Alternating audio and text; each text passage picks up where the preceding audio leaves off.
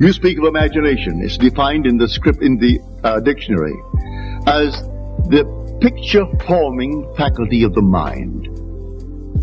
It's defined as that which can conjure and create an idea or an image independent of objective reality. They call this the reality, independent of objective reality. And what it conjures, they call it the unreal.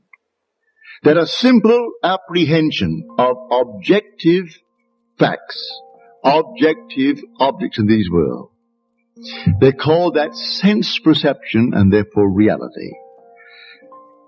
If it isn't present, that's unreal and therefore imagination. This is now considered real. And I think of the home that I left an hour ago, the home to which I hope to return tonight within an hour. That, because it's not present to my senses, that's unreal. That's imagination. This that I do not know as well, this is real, because it's present to my senses. And I am telling you, it's just the reverse.